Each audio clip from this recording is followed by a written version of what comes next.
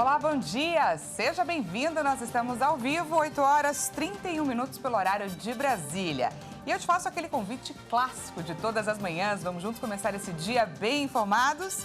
A partir de agora você confere as notícias do Brasil e do mundo dessa terça-feira, 4 de abril. Vamos então de destaques. Lula sanciona funcionamento 24 horas de delegacias da mulher e programa de combate ao assédio. Alimentos típicos da Páscoa ficam mais caros. Preços chegam a aumentar 3 vezes mais do que a inflação. Estados Unidos vive momento inédito. Pela primeira vez, um ex-presidente, no caso Donald Trump, se apresenta hoje à justiça para responder a acusações criminais sobre um suposto esquema de suborno. E ainda, NASA revela quem é a primeira mulher e o primeiro homem negro que vão partir em missão rumo à Lua. A gente te conta tudo isso e muito mais a partir de agora.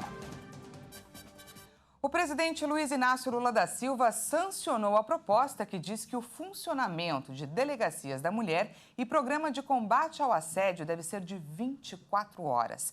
A lei prevê que as mulheres sejam atendidas por outras mulheres, mesmo onde não há delegacia específica. Vamos conferir mais detalhes. O projeto sancionado pelo presidente Lula define o funcionamento 24 horas por dia, incluindo domingos e feriados, para as delegacias da mulher em todo o país. O texto já foi publicado no Diário Oficial da União. Também foi sancionado um projeto que cria programa de combate ao assédio em órgãos públicos e em instituições privadas que prestem serviços ao governo. A lei sobre o funcionamento ininterrupto das delegacias da mulher foi proposta em 2020. Hoje já existem delegacias da mulher que funcionam com atendimento ininterrupto. É o caso de 2 unidades no Distrito Federal e de algumas em São Paulo.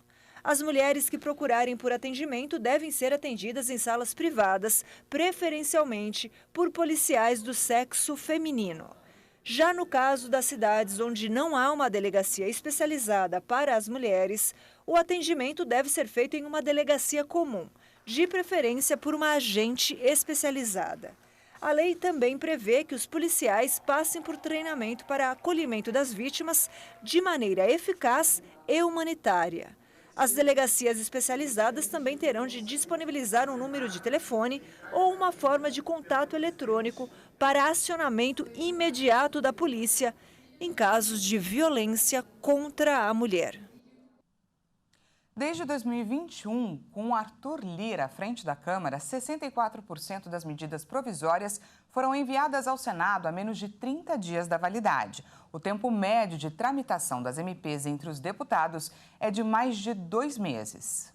No total, 68 das 106 medidas provisórias votadas pelo plenário da Casa foram enviadas ao Senado Federal, com menos de 30 dias para o fim do prazo de validade, o que representa 64% das medidas analisadas no período. Parte dos senadores considera que menos de um mês para analisar as medidas é um prazo apertado. As cúpulas do Senado e da Câmara estão em conflito para definir como as MPs assinadas pelo presidente Luiz Inácio Lula da Silva devem tramitar no Congresso.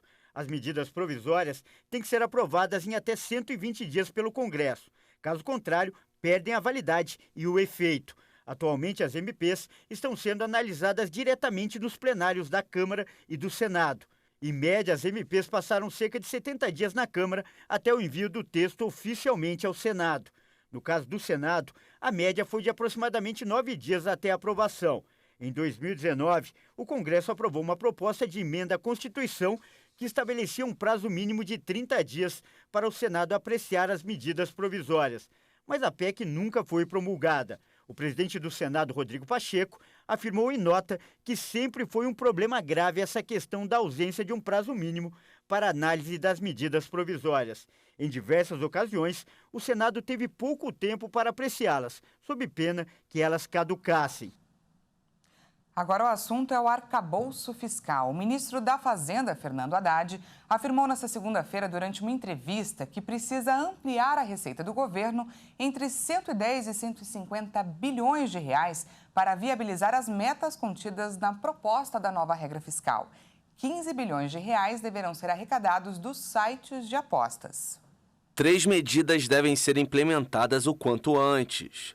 A taxação de apostas eletrônicas, com o objetivo de arrecadar de 12 a 15 bilhões de reais por ano. A taxação de estabelecimentos de comércio eletrônico que driblam as regras da Receita Federal, não pagando impostos, o que o ministro chamou de contrabando, com a previsão de arrecadar entre 7 e 8 bilhões de reais.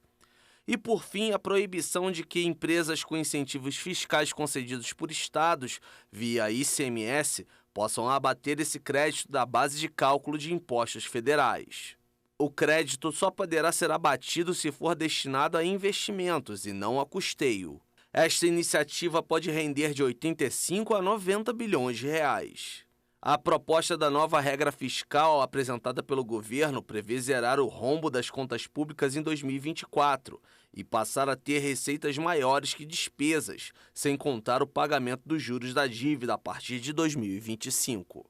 Inicialmente, o governo previa enviar o texto para análise do Congresso ainda nesta semana, mas o ministro da Fazenda, Fernando Haddad, não determinou uma data. O limite para o encaminhamento do projeto à Câmara é de 15 de abril. O presidente Lula voltou ao trabalho no Palácio do Planalto e fez uma reunião ministerial nesta segunda-feira. Pediu maior intensidade nos programas que exigem investimentos e, apesar de não citar números, diz que a economia do país vai crescer mais do que prevêem o que ele chamou de pessimistas. A reportagem é da Jaqueline Fonseca.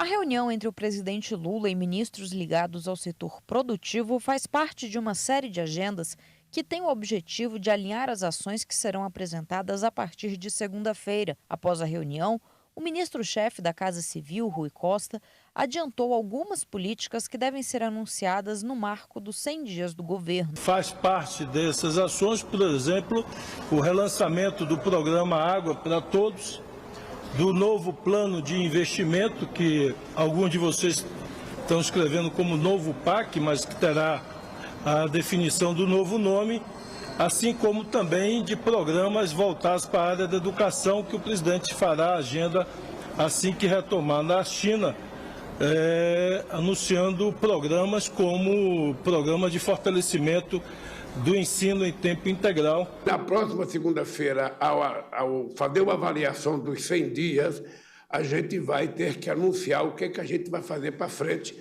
porque o 100 dias vai fazer parte do passado. A gente vai ter que discutir o que a gente vai fazer do ponto de vista do investimento na área industrial, na área agrícola, o que a gente vai fazer na área de ciência e tecnologia. Tem muita coisa para a gente investir, sobretudo em obras de infraestrutura, tem recursos para que a gente faça os investimentos necessários.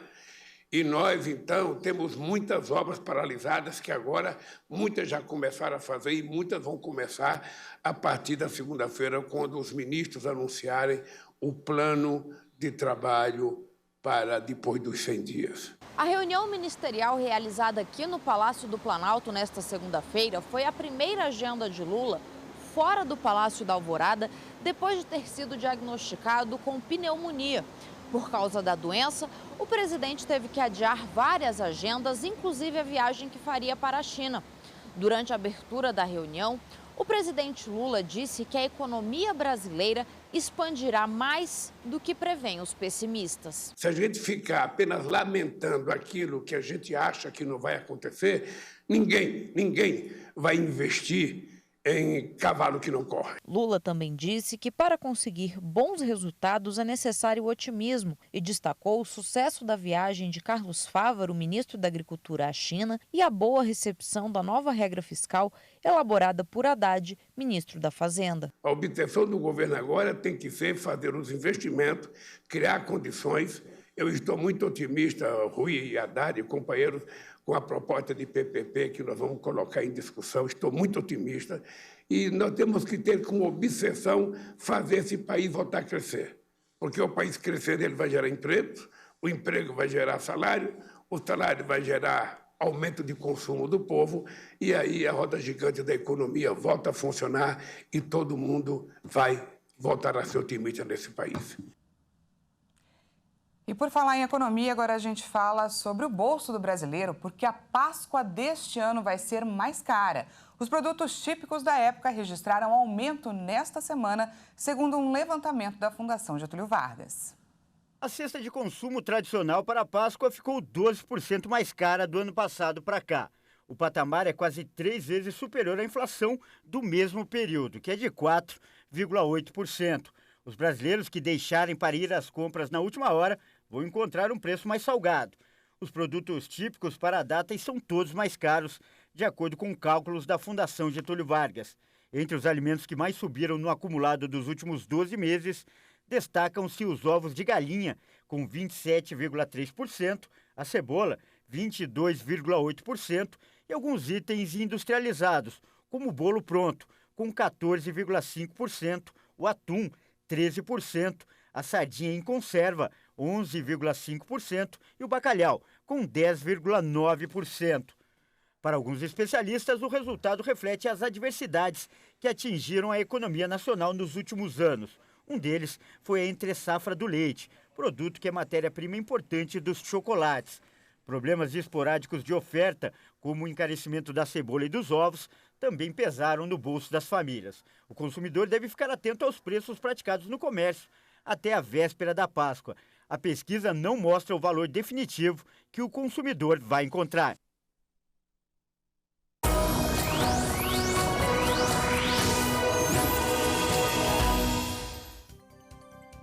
E antes do intervalo, falamos sobre a previsão para essa terça-feira. O Centro-Sul amanheceu gelado e chove ao longo do dia. A onda de frio vai chegar em algumas partes do país e tem previsão, sim, de temporais no Nordeste. Inclusive, uma forte chuva afetou Ceilândia, no Distrito Federal, na tarde dessa segunda-feira. Na região da Comunidade do Sol Nascente, uma rua virou um rio e diversas casas foram inundadas. Em vários lugares, os temporais causaram, sim, estragos. Então, vamos juntos conferir a previsão do tempo para essa terça-feira em algumas regiões do país. Começamos pela região centro-oeste, em Brasília, no Distrito Federal. O dia por lá será de calor, com pancadas de chuva pela tarde e à noite. A máxima chega aos 27 graus.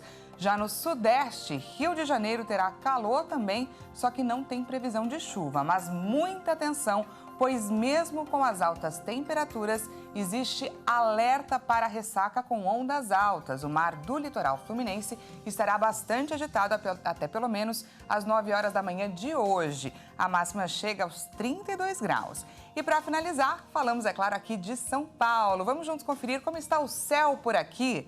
Olha só, o céu está azul, tem só um pouquinho de nuvem e a previsão será assim de uma terça-feira de calor com pancadas de chuva à tarde. Então, não saia de casa sem o guarda-chuva, mas à noite a previsão é de que a chuva pare e o tempo fique firme. A máxima chega aos 29 graus. E veja a seguir, Donald Trump se apresenta hoje à Justiça para responder a acusações criminais sobre um suposto esquema de suborno. E ainda, NASA revela quem é a primeira mulher e o primeiro homem negro que vão partir em missão rumo à Lua. Nós voltamos já, não perca!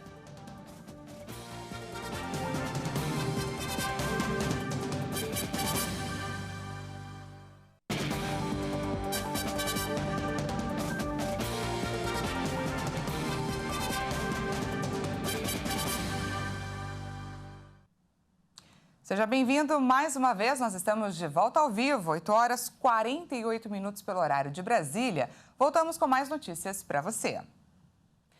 O valor dos imóveis novos e usados registrou alta nos últimos 12 meses. Os dados são do índice FIPZAP e o levantamento foi feito em 50 cidades aqui do país. O preço dos imóveis novos e usados subiu 5,66% nos últimos 12 meses, encerrados em março, segundo o índice FIPZAP. O aumento foi registrado em 49 das 50 cidades pesquisadas. Entre elas estão todas as 16 capitais que integram o índice. A alta é um pouco maior do que a inflação acumulada no mesmo período, de 5,6%. O preço médio de venda no mês passado foi de R$ 8.400 o metro quadrado. Goiânia é a capital com a maior alta, com 17,68%. Depois aparecem Campo Grande, 13,4%, Maceió, 12,94%, Florianópolis, 11,73% e Curitiba, 11,62%.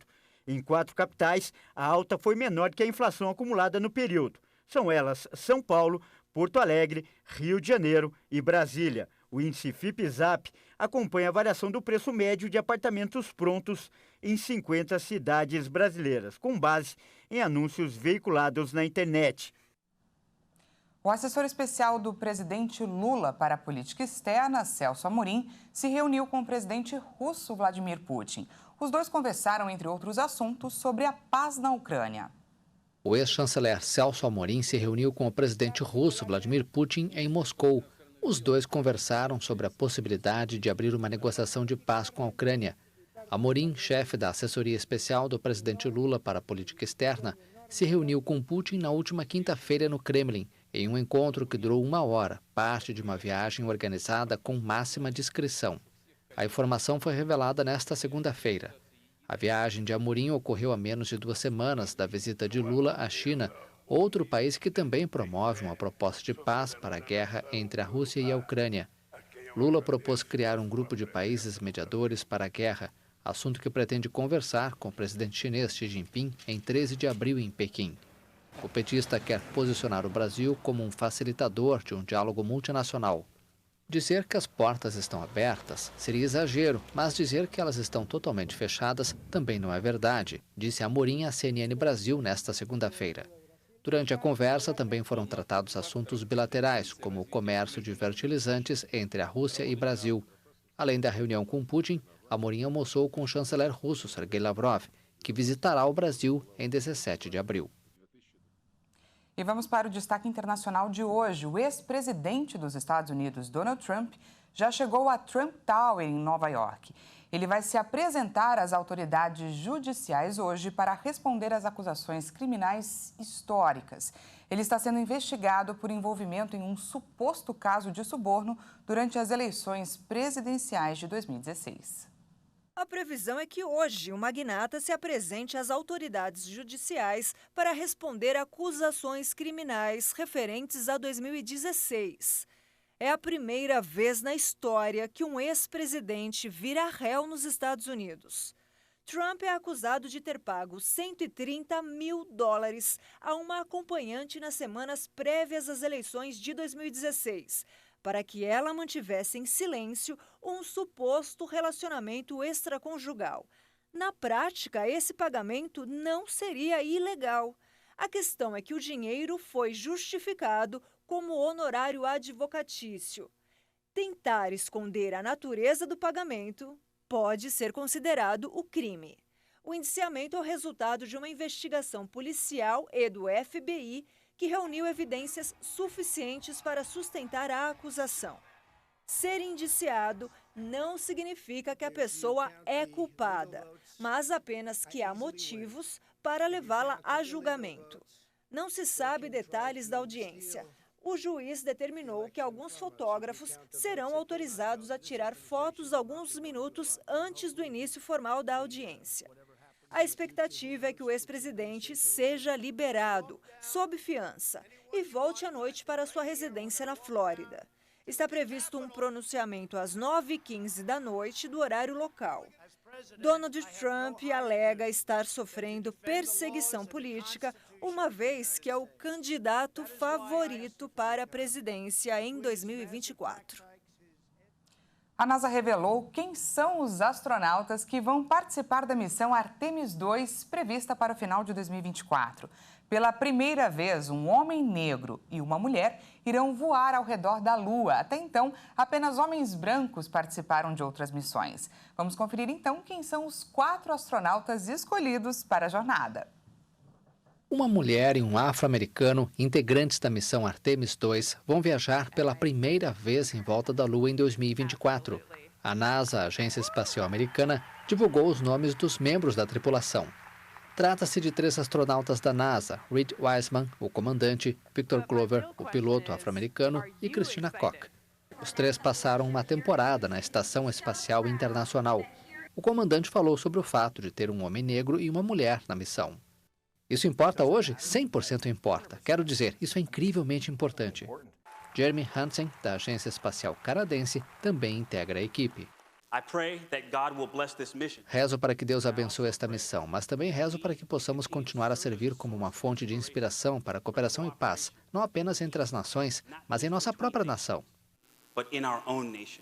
Koch, de 44 anos, uma engenheira elétrica que participou das primeiras caminhadas espaciais exclusivamente femininas enquanto esteve na Estação Espacial Internacional, será a primeira mulher a voar em volta da Lua. Am I excited? Absolutely. Estou emocionada? Absolutamente. Mas minha verdadeira pergunta é: estão emocionados? But my real question is, are you excited? Embora a Artemis II não vá pousar na Lua, as viagens ao satélite natural da Terra depois de meio século serão retomadas com este programa. Artemis II é parte de um projeto ambicioso para estabelecer, no médio prazo, uma presença humana duradoura na superfície lunar e, finalmente, lançar uma viagem a Marte. Essa edição fica por aqui. Muito obrigada pela sua companhia. Às 10 horas eu volto com mais informações para você. Até mais!